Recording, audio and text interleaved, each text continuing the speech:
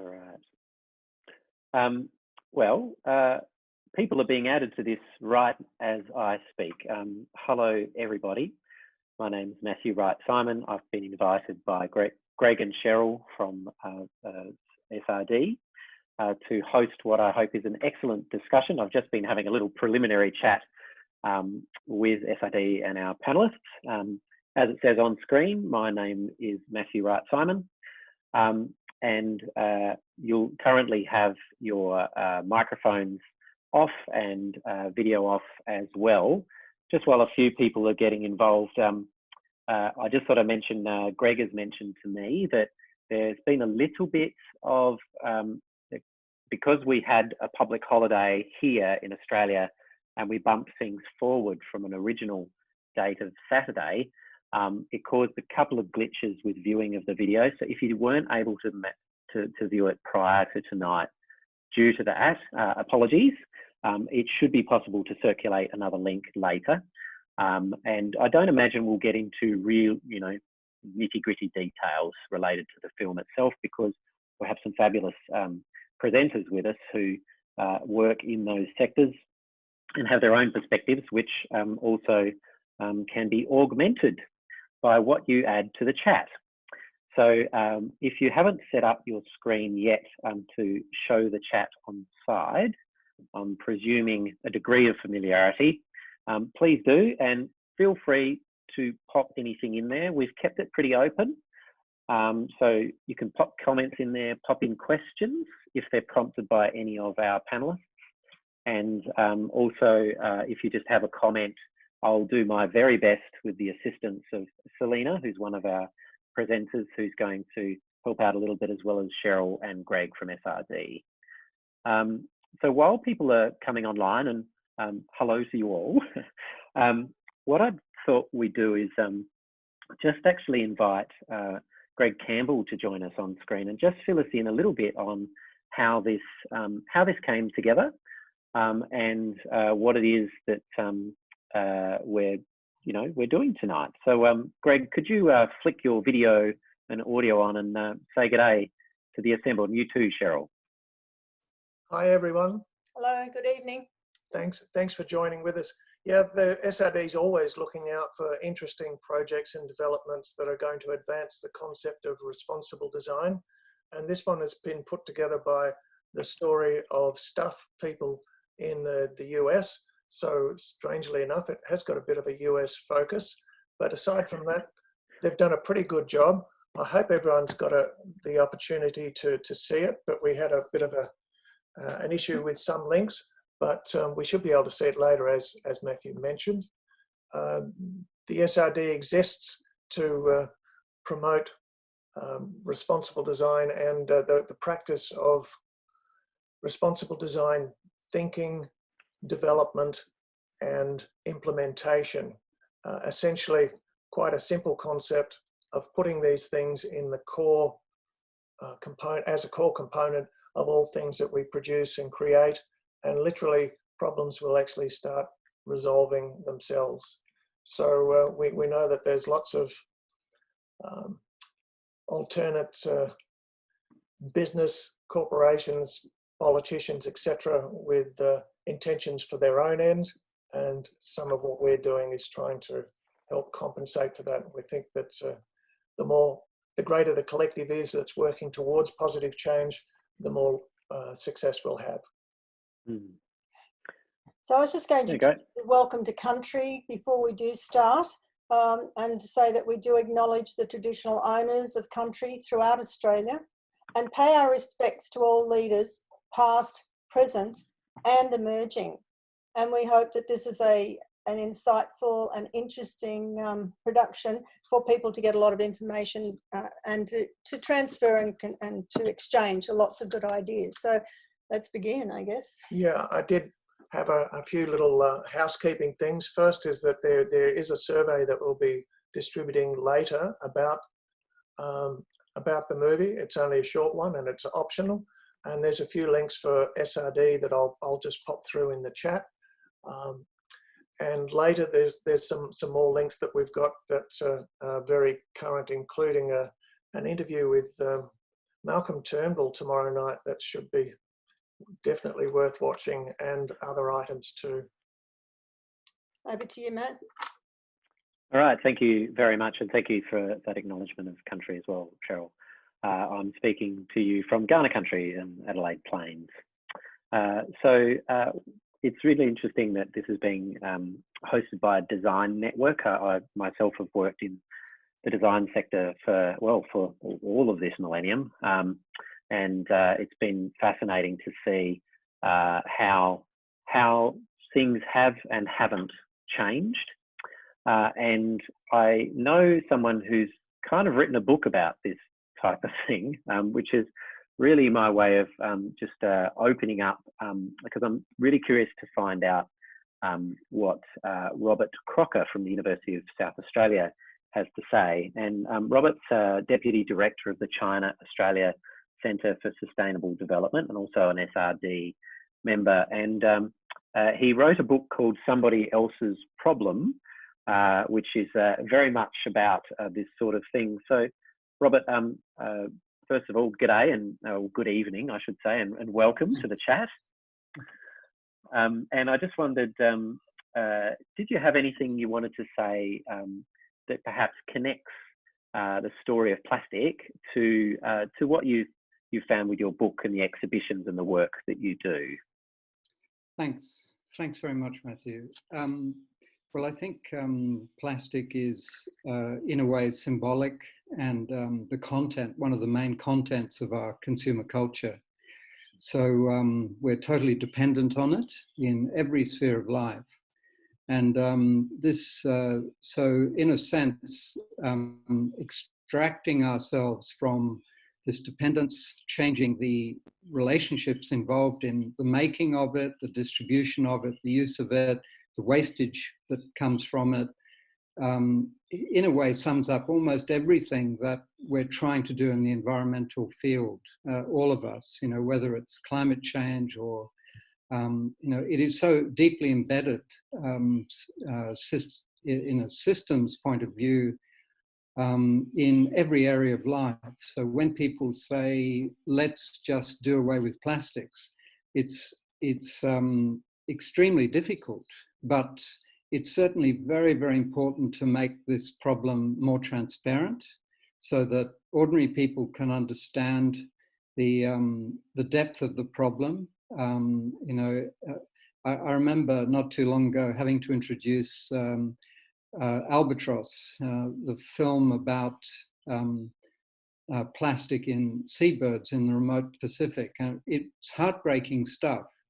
And there's a lot of scenes in this film which are equally devastating, because you're making something that lasts forever, that's incredibly useful when we're using it, but has all these terrible side effects.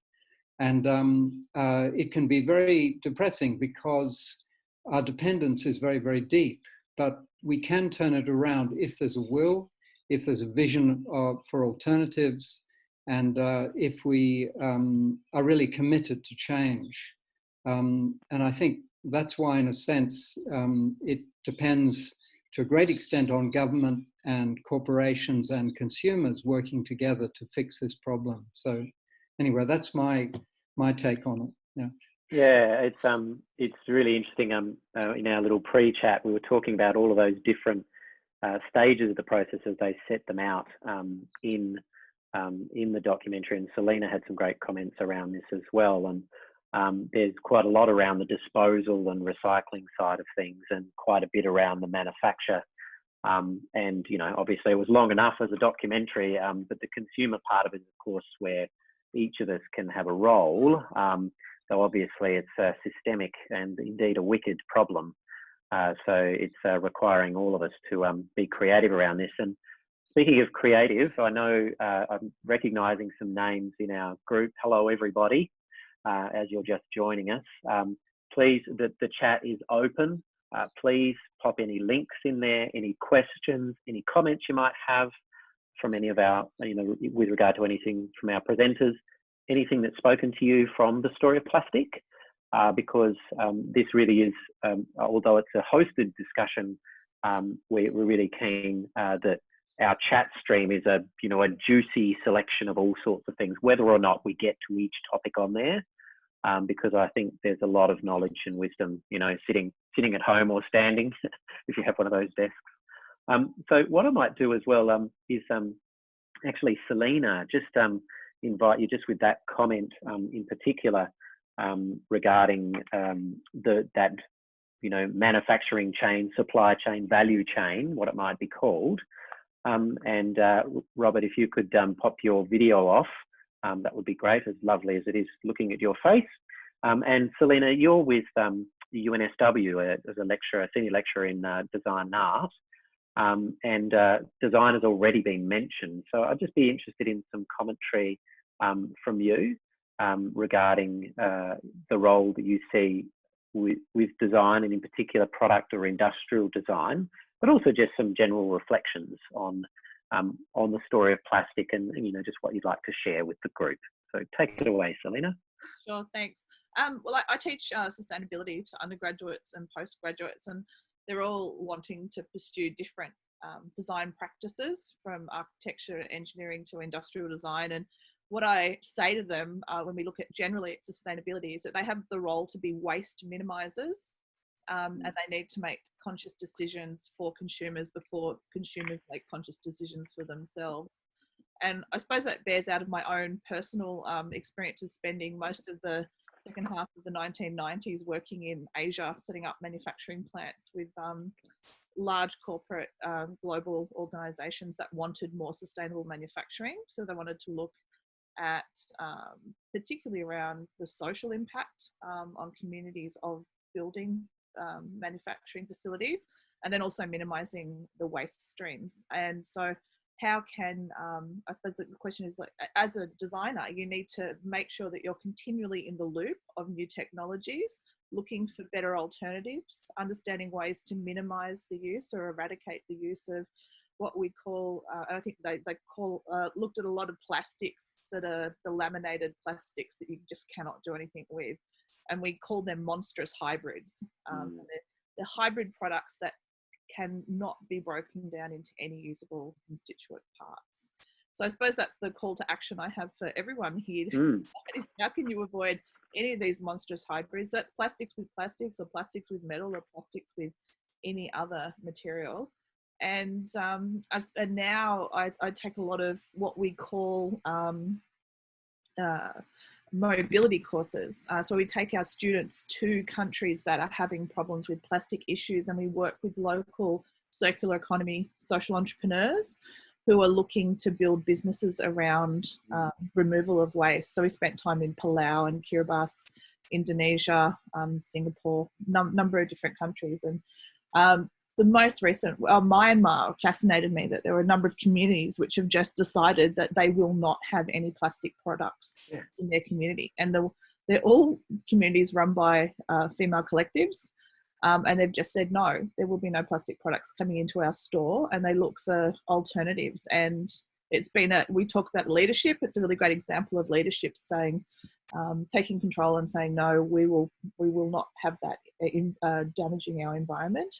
And as surrounding communities have seen the benefits that that's had on the communities that are banning plastic, more and more are coming into the same sort of mindset that as an agricultural community, they do not want plastic in their environment because it damages their produce and it can't be removed. It causes problems with water, and if you live in a fairly arid area, it doesn't break down, and it pollutes the little bits of water that you have. So it's interesting watching bottom-up approaches to the plastic issue. But when we come to countries like India, it's just, if you look at the most sacred of all their rivers, the Ganges, and it starts beautifully pure at the top and it comes out the bottom just full of every waste product known to mankind, and it's choked with plastic. And it's really interesting to see communities that are now looking at economic mechanisms in which to capitalize on that. But the film highlighted beautifully the importance of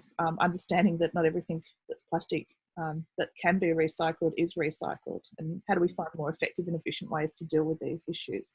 I also popped a little link up before from Wired. It's called The Story of Missing Plastic. And it's really interesting to think about, you know, everyone's saying there should be tons more plastic that we're finding. Where is it? And these scientists did a great study on where has it gone. And it's actually receding into our sand dunes. And we will find it eventually. A big storm will happen, and all this plastic from 80 years ago will be uncovered. So I was looking for the happy sequel to the story of plastic. I mean, there it is.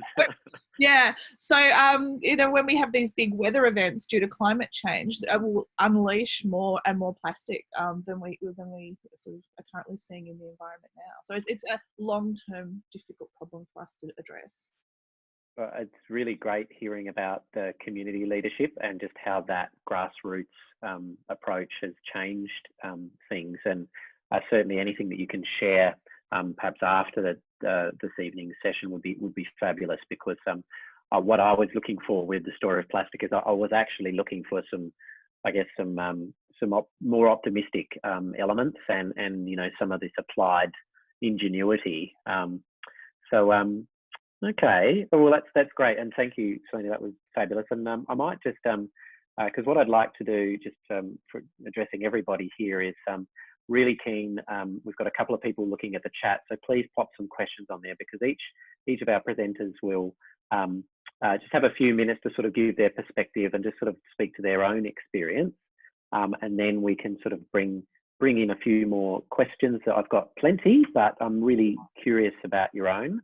And that includes, of course, Selena and you others with your own questions. Jannene Kyytsonen's just asked a great question. I've got a good example for her, so I might just do it really quickly. So do we see any solutions in community action by creating microfactories? I had a beautiful experience in Palau about 5 years ago. One of the things I do with my students is we visit the dump the first day that we go anywhere to have a look at how waste is dealt with. And the weird thing about being in Palau is that there's no plastic waste anywhere, and it's even cleaner than you would see any of our city streets in Australia. Beautiful. And I was like, wow, where's all the rubbish? So we went to the tip, and there was a guy running the tip, and he had built he collects all the plastic. There's quite a high excise for diesel fuel, and he's built a machine that converts the plastic into a diesel fuel, and he can sell that at almost half the price of imported diesel to all the local eco tourist operators, because it's a big tourist industry in Palau for going and diving and seeing sharks. It's the world's only shark sanctuary. So that's really nice, because the plastic doesn't leave. The plastic seen as very valuable and all gets collected and recycled. And there's no plastic that can't be put through that process. That has to be sorted.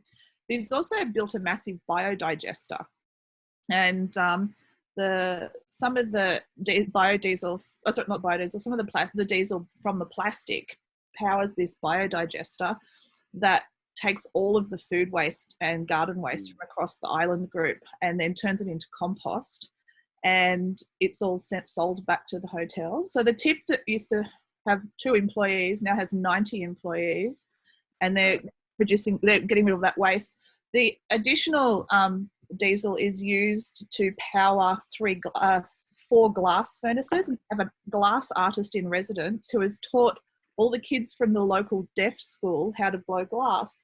And so there's 4 colours of glass in Palau. There's sky blue, the vodka bottles. There's the Kaurna, which is the clear glass. There's a green glass, I think that's Budweiser. And there's there's a brown glass in it. And you can go there and learn from one of these deaf kids how to blow glass, which is amazing. So there's no conversation exchange, but it's created an employment stream for those kids with disabilities. And it means that all of this glass that used to need to be shipped off the island is now going home as souvenirs rather than having to be shipped off the island or being used for trophies or all sorts of other purposes. So it's one of those really great community-based stories. It's a successful social enterprise, and it's doable at a really low tech and small scale.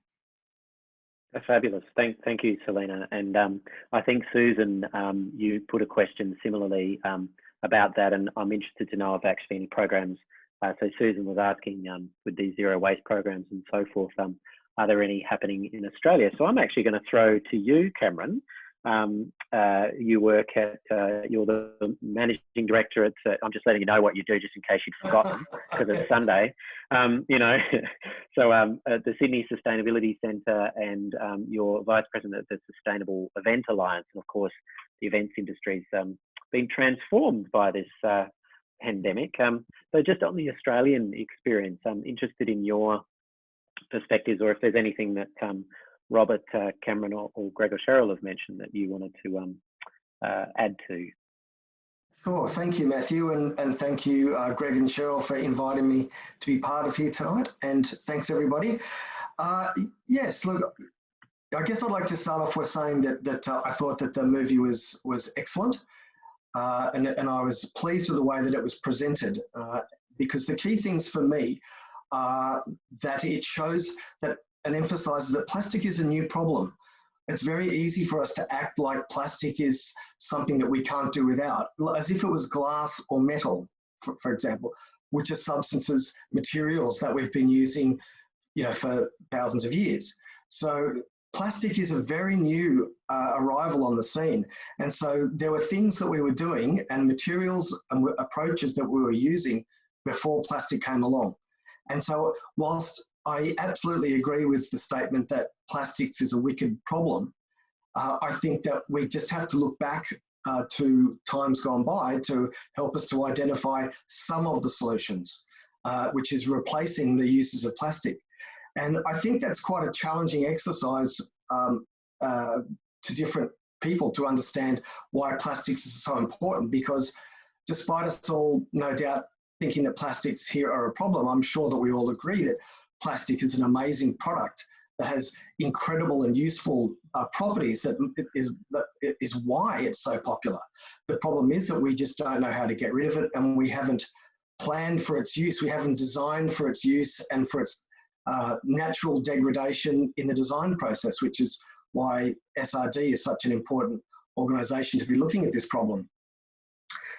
You know, some of the things that I wanted to pick up on from the film were some of the scenes that I really thought were important, or that resonated for me, was when the fisherman and his mates were pulling nets of fish and plastic out of the water, and he was asked, and the reference to the figure that, you know, by 2050 there'll be more plastic in the sea than fish, and they asked him, what's your personal experience now? And he said, oh, it's 60-40. So he clarified 60% fish, 40% plastic. Now, when he's saying that to the camera, it's very humanizing that this is someone's lived experience, and it's not just something that a not-for-profit or a peak environment group puts out there and we all kind of go, oh yeah, as if 50%. So we need to, I think, put the plastics into the human dimension, back into a human time frame, so that we can stop it from being quite such a wicked problem and start thinking about things that we can do. And similar to Selena, the examples that Selena gave, I want to jump on board with that point as well and say that how important it is that we don't dismiss partial solutions. Often partial solutions and small-scale innovations and interventions can come along that can make a small difference. They are not the solution, but they are part of the solution. They can be part of the solution. And too often, people who can see themselves as eco-warriors will jump up and down and dismiss partial solutions as not being worth the effort, because it's not an immediate resolution to a wicked large-scale problem. But that's not how I see it. I'll give you an example, a parallel, and it's interesting that Selena used the example of the plastics to diesels.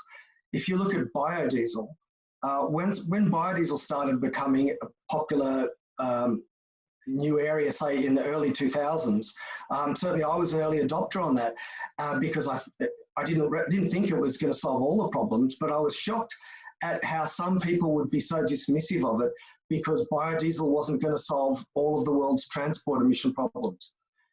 And you know, what we need is a change in the way we look at things, a change in the way that we think, and the innovations. And the innovations do come when we frame up the problem within parameters that is manageable and achievable, so that we're not trying to go out and use a tea strainer to clean the plastics out of the ocean. You know, we need to get things into a local dimensions and recognise that different communities are going to have different perspectives on plastic. And what is from the doco we saw, which I thought was excellent, them showing the different phases of plastics from the extraction of the raw materials right through to manufacturing and use, and then off to disposal. And too often we're always focused on things like the disposal. We're dealing with litter, and litter, you know, is the end of the tail, end of the pipe solution. So as somebody in the video said, we don't want to be doing cleanups for the rest of our lives,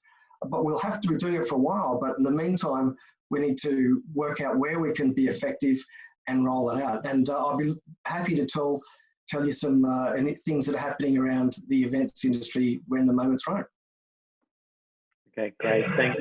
Thanks, Cameron. And look, we've got an excellent array of questions and comments coming through the chat as well. And I think and appreciate Greg and Cheryl, you responding to a few of these, and certainly there'll be follow-up on these if we can't get to them. But I was just seeing here that there's a great question related to education, and I think, of course, the story of plastic has a strong focus there. And Winnie, forgive me if I've pronounced your name incorrectly. I'm just interested in expanding on raising waste education. And I understand that that's an important aspect of it. We have several educators in our panelist group. So I just wondered, you know, let's play. Whoever can be on screen first answers the question. Ready, go. I'm going to have to answer the question. No, Selena. It depends on what level you're teaching kids. And again, as Cameron says, it doesn't have to be perfect, but it needs to be factual. So you need to start an interest in this, have a positive message that change can be made by you as an individual. And often the education really needs to contextualise for where you are. So what's possible in the region or the area that you're living in. I mean, we still collect waste differently in every location, every local government area in Australia. So, you know, if I recently had some friends come and not hibernate, isolate here. The elderly parents couldn't have them with them, and they are from eastern suburbs, and we're on the northern beaches, and they were just completely baffled by our recycling system. And it's not that different to theirs, but they just gave up, and I was sort of sorting all their bin waste at the end of the day. And I think that's where one of the problems is. I often see people encouraging someone to do something in a context where it's not possible or not achievable or going to frustrate people. And I know that at UNSW, we had mixed waste bins for a very long time. And late last year, we decided to stop separating on campus because we have such an international community and everyone has different waste rituals that we couldn't get everyone to use the bins properly. So now we pay a third party to do all of our waste separation for us, which is much more effective and giving us a much better recycling rate than asking everyone to do it themselves. Whereas at my kids' schools, they've been brought up to do the waste recycling from a very young age and no one gets it wrong. So you really need to understand where you're coming from to do it the right way. Yeah, thank you, Selena, and well done on the buzzer. So was there something else you wanted to add? No. So also on this, I noticed Carol, I can see you're in the chat, and I know that you've developed something that's a hybrid of a waste and recycling management system and education. So please feel free to drop a link into the chat around that. And certainly any of you who are working in these areas who have something you'd wish to share with this group, please don't be shy. Be self-promotional because, you know, everybody's got something to contribute around this. So I just wonder if in looking at the story of plastic, and probably many people here have seen the story of Stuff, which was really one of the early models around sort of explaining what's happening, you know, behind the product that you've purchased. And as this is a design network, I'm curious to just hear a little bit more about that. And I wondered if perhaps you might want to chip in, Greg, and just mention something that you've been up to with SRD or that you've seen coming perhaps through people you've been engaging with. Is there anything that comes to mind that sort of reflects some of the things that were being addressed or not addressed in the story of plastic? Yeah, there's certainly a lot of issues that are intertwined. Just a couple of things that the original story of stuff was very much or well explained the linear production method or model, and that we need to move to a circular model, which of course is a lot easier said than done. But I think your sunglasses or your glasses that you're wearing and a couple of pairs I have here are quite good examples from Dresden, who is an Australian company that intentionally sought to design the best thing that they could with the most recycling content, capacity, lowest footprint, all of those sorts of things. And with my multicolored glass ones here, or frames, we've got fishing nets on one side, recycled milk bottles in this side, and recycled beer kegs on the other. So there's lots of things that can be done, lots that needs to be developed. Mark mentioned earlier about just using rubbish for road fill. Yes, we can stick all sorts of things in roads, but why don't we get intelligent about the process in the first place?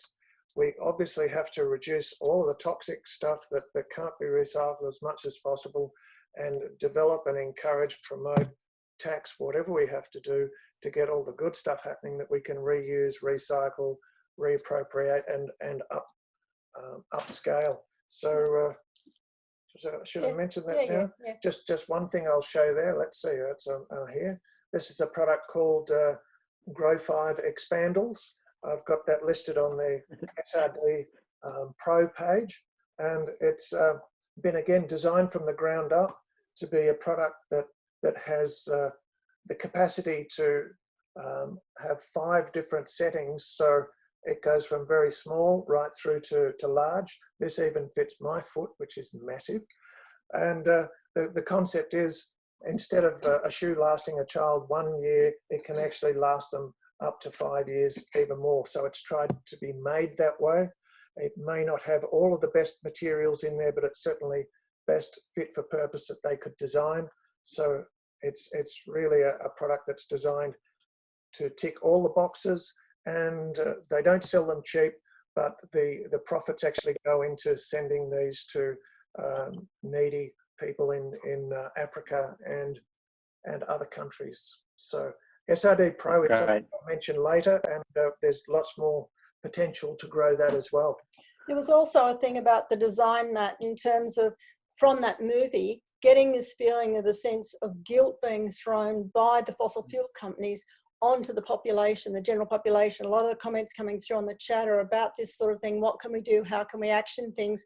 One really important thing about this is that even though we're getting the blame at the grassroots level, we can do things about that at the grassroots level. It's about reuse, it's about repurpose, it's about upcycling, it's about refashioning things so that you can actually turn them into something else, like a worm farm that's got a circular economy type context to it. And with Selena and her beautiful, productive permaculture gardens and things like that, so people can do at home.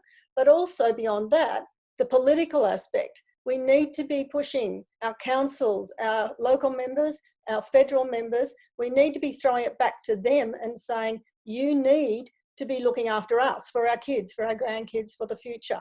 And I think we need to be putting, petitions and action, things like that, and getting community conversations going right around our own neighbourhoods to see what we can do as a group, because people can be powerful.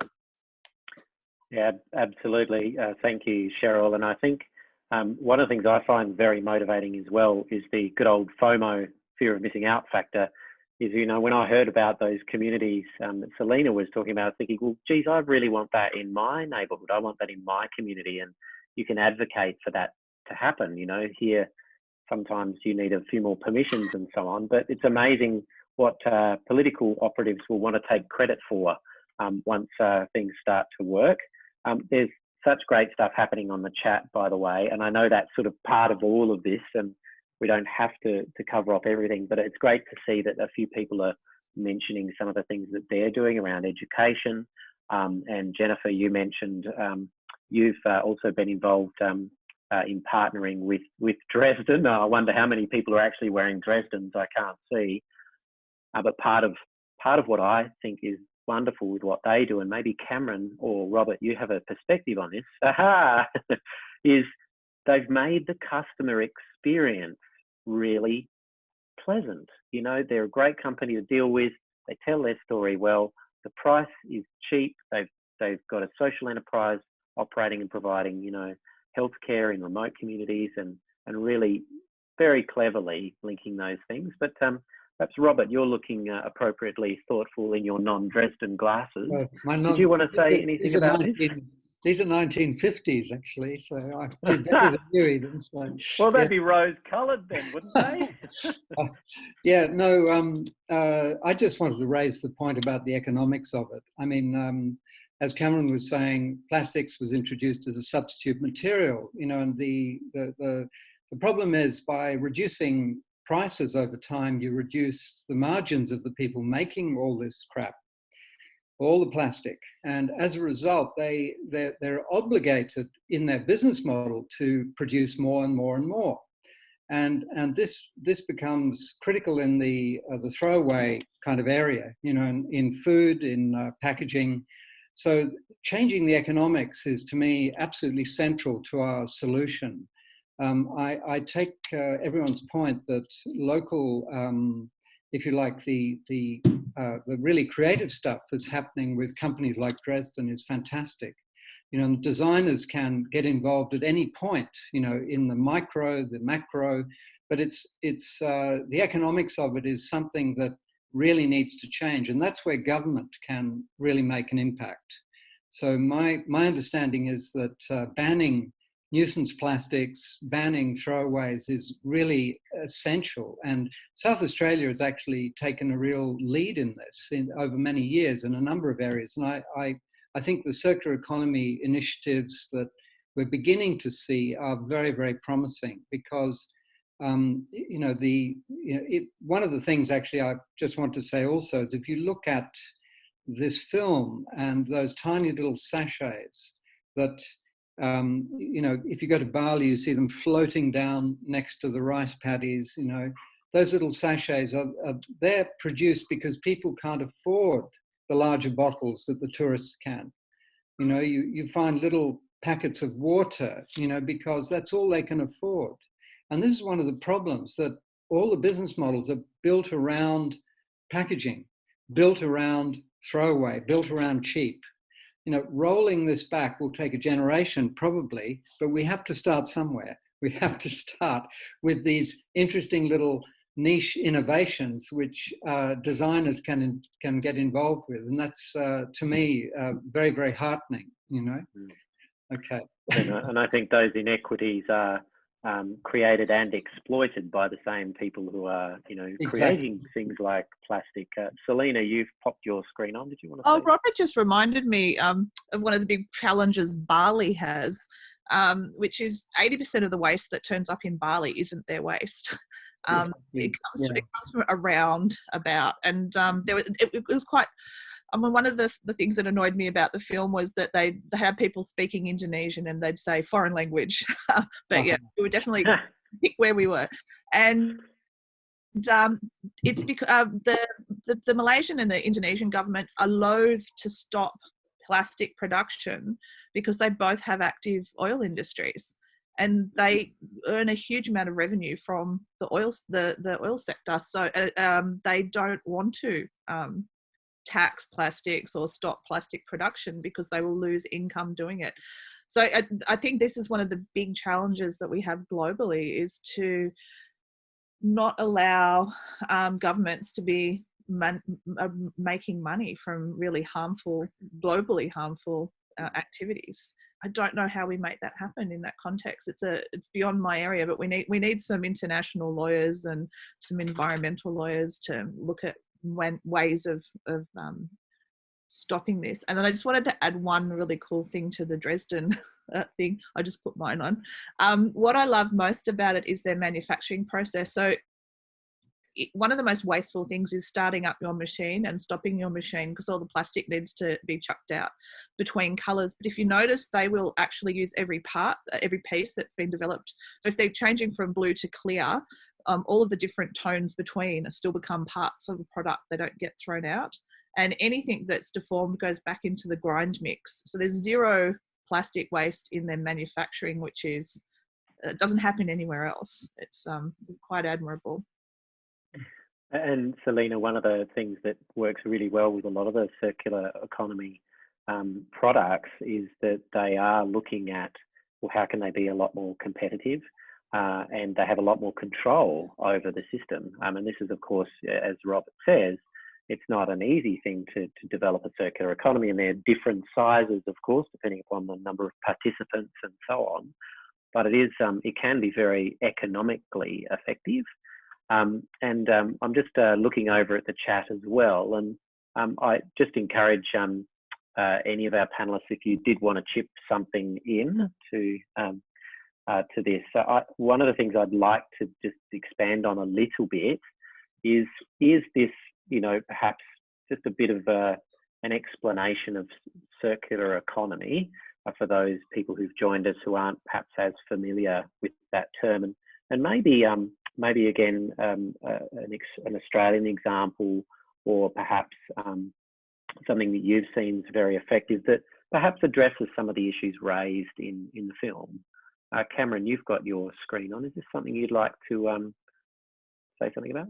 Yeah, well, actually, what I wanted to go back to was a question that Jannene asked about the micro factories reprocessing plastics and whether we thought that was a solution. And I wanted to endorse that. I think that small-scale localised solutions that can be replicated and rolled out as required and can even be moved around as needed are a great way for us to deal with waste plastics and to turn them into something else more useful than grinding them up and sticking them in road base. And as much as we want to get rid of as much of it as we can, the examples that Selena and others have given with Dresden and using up their materials, we need to get people to understand the value of these materials. And that's one of the things, again, that Robert mentioned about the lack of proper understanding of the economics of plastics. Manufacturers have been externalizing the cost of the plastics. So if we look at those sachets that were mentioned, that they come out at about $0.01 cent for the sauce or whatever it might be. So the true cost of that product is way more because we've got to factor in the disposal or the collection and remanufacturing or disposal of those products. But that process isn't happening.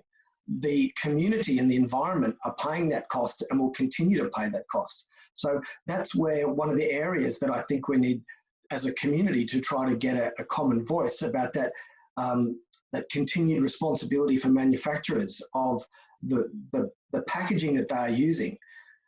Those sachets that we mentioned, maybe they don't need those at all. We've dealt with that sort of issue at events. We're working in that area, and people assume that you need a tomato sauce in a sachet and a salt in a sachet, a soy sauce in a sachet. And that's one of the problems, that plastic has become so ubiquitous that people make assumptions that we can't do things without them anymore.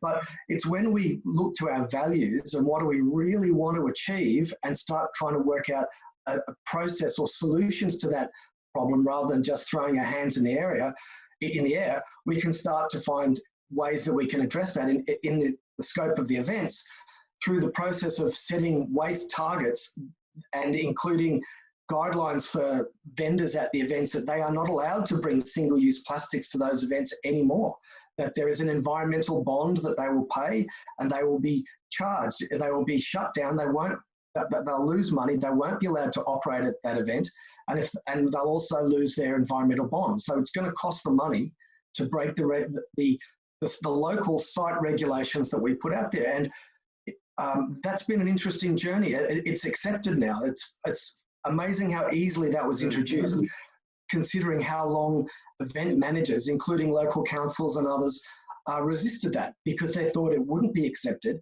and they thought that stall holders would not be able to manage that.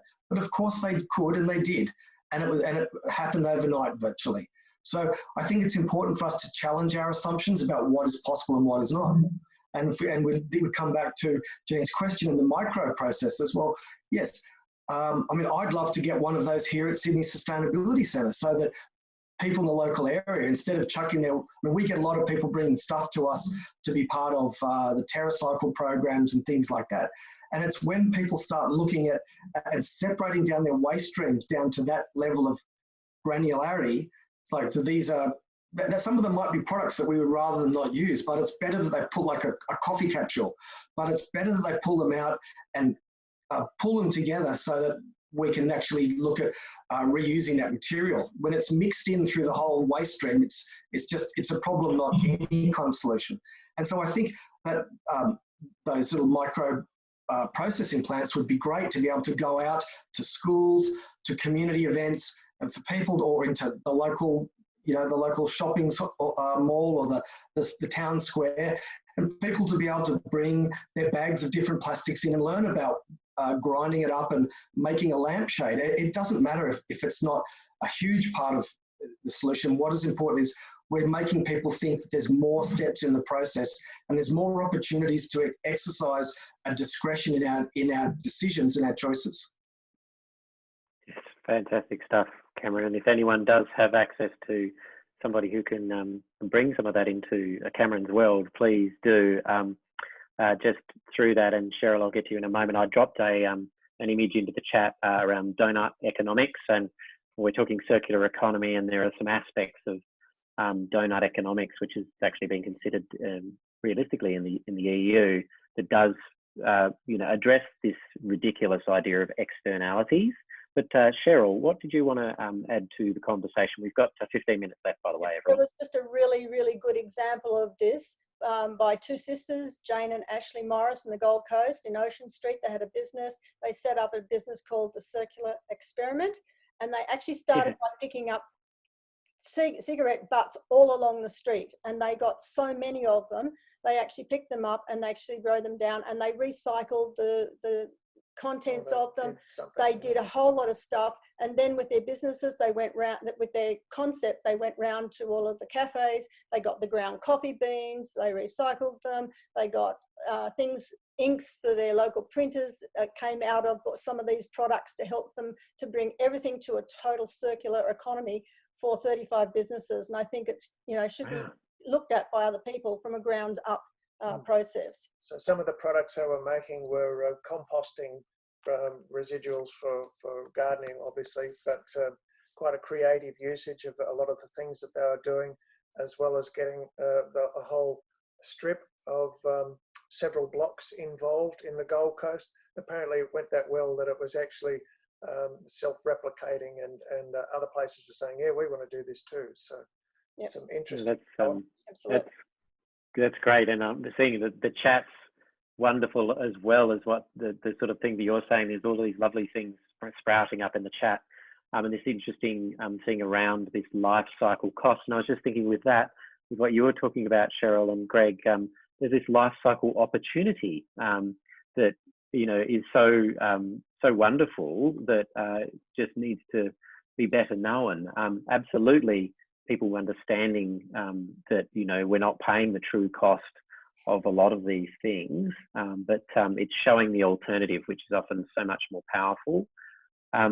So going into the last 10 minutes or so, and thank you everybody who's putting comments in the chat. Just a quick question to you, Robert, if you don't mind. With your book, and if you could please just, you know, unshyly hold it up to the screen. So if you can't read that, it says somebody else's problem, and there's a disgusting scene of plastic on the front, which I guess is you put in as an alternative to an author photograph That's right. on the jacket. But what with that project, I mean, it was a massive undertaking, Robert.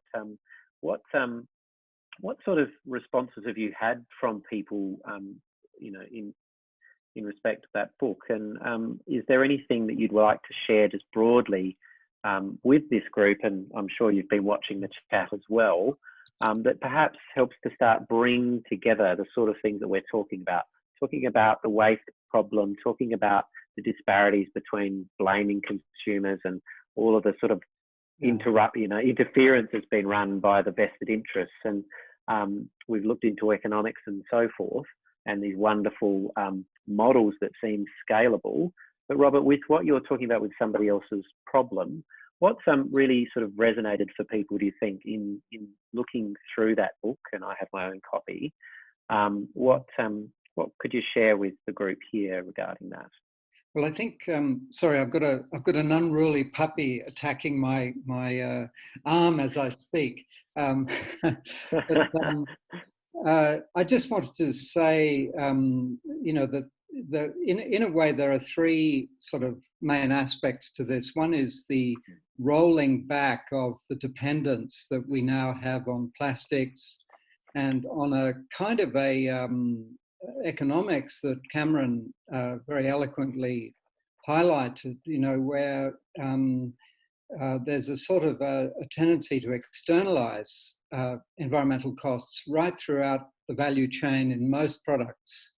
And this is very hard to tackle unless we have greater transparency, both from a government point of view and a business point of view and a consumer point of view. For example, it's possible there's designers in Europe now who will have websites, platforms, RFID codes that will enable you to see where something comes from, who made it, under what conditions, how to use it, how to repair it, and how eventually to recycle it. This is all possible, but we need to create levers through government to force the larger manufacturers, who actually are very comfortable trashing our environment, to become more responsible. Some of them are beginning to be shamed, which is very useful, because I think we've done enough shaming of individuals, we've done enough shaming of consumers. And this is one of the inspirations for my book, really, was that I was so sick of people blaming individuals, for a systemic problem that is global, that is getting worse all the time. There's only so much the individual can do. And that's why, in a way, coming together as a community, coming together in businesses, in governments to actually tackle this problem is critical. I mean, if you look at, for example, airline waste, until we had this crisis, we had mixtures of food and plastic waste. I think it's 5 million tons. Is it 5 million tons a year, something like that, being produced until last year. That was predicted to double. We can't afford to continue. As the fisherman in the film said, we can't afford the trends we're now on. And so reversing those trends, whether we do it in a local primary school, teaching children, whether we do it in our business, whether we do it in our events, is critical. But we need to keep in mind the larger political system that has enabled this to happen, and that needs to be changed. And that's why engaging politicians in this is so important, to change policy, to make the maker pay, not the user, but the maker. Once the maker starts paying, they will change their business model. Until that happens, in a sense, they'll come and they'll sponsor us to have talks like this, but they won't make changes themselves. And that's why it's, in my view, absolutely critical. Yeah, that's great, Robert. And there are things like, for instance, the Australian Packaging Covenant, which looks very positive, but it's basically collective in the plastics and packaging industries and fast-moving consumer goods. So there are some, ways of greenwashing and so on. And thank you, panelists, for putting your screens on. Actually, Greg and Cheryl, if you could do the same. Something I'd actually like to ask just in our last few minutes, those of you who are comfortable doing so, it'd be lovely if you turned your video on just so we can see you. And I think Greg or Cheryl might take a snap. Hello, Kate. Where are we? Hello everybody. Fantastic. Lovely to see you. Happy Sunday. Thank you all. Hello. Hi. We've got nearly everybody. And those of you whose cameras aren't working or whatever. Georgina, I see you on the move there. Well, look, just giving everybody a wave. Thank you for joining us on a Sunday evening, you absolute troopers. Look, I think, please, I know that there's been a flurry of sharing on the chat, and I'd say that will be kept open just a little longer, Greg. But what I'd like to do is, Greg, just hand over to you, really, just to sort of help wrap us up here and perhaps talk about what SRD is planning on doing from this point. And then if we've got some time, just some closing comments perhaps from our panelists. Greg, you want to say a few words? Yeah, thanks, Matthew, and you've done a great job tonight, and so have all the panelists. Thank you for attending, everyone. A great event. We'd like to do some more things like this. Some of the things that the SRD has been doing is putting out a regular newsletter. We've just put one out for a COVID survival guide, developing the next stage of that. So for the regeneration or the escape from the pandemic and how design can contribute towards that, I think would be valuable. So all input towards that would be welcome. We have a program called SRD Pro, which you can find online. The international section of that is set up, essentially trying to promote best practice in the top 25% of businesses and products. It's an ongoing thing, but we need people to contribute to the process, and also we have a triple checking element to it, so it's not just anyone saying, yeah, this is great, mate, she'll be right. And you can all contribute to that. So there will be more things coming through in just a couple of emails. We'll try not to, we definitely won't be flooding you with them. No. And yeah, other closing comments are welcome. I put in a couple of points just to the chat just now, some excellent things that are coming up from... yeah, it's great. Great to see. Cameron, Selena, Robert, any closing words? I'll jump in if I can. A couple of things that I'd like to say in closing for myself is that to remind everybody that we assume that politicians are making decisions based on information that's valid, but we shouldn't make those assumptions. They're politicians making political decisions. They don't, most of them are completely ill-equipped to be making decisions about product issues like we're discussing. They aren't scientists, they aren't designers. Most of them are lawyers and their skill is in having arguments and winning an argument that they may not have justification to win. So please, everybody should keep in mind that we should focus not just on the problems, but on really driving towards the solutions that we want. Otherwise, we'll get caught up too much arguing about problems and not about solutions. And that's where we really need to put our energy to. So thank you. Well said. Thank you. Thanks very much. Selena, did you want to I think Robert's ready to go. Robert, go, Robert.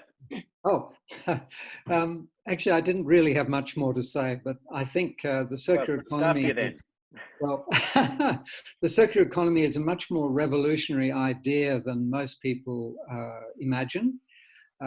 It's much more than Rolls-Royce reusing its engine parts. It will, in effect, it could transform the economy if we allowed it to, if we provided it as designers with great ideas. And to me, one of the wonderful things about Greg and Cheryl's, this network is to in a way, provide an opportunity for designers to talk about some of their radical solutions, which to me are extremely important. So even though I tend to come across as somebody very depressed with this situation, I do actually believe very strongly in the importance of design and its potential to save us in our moment of peril. Thank you.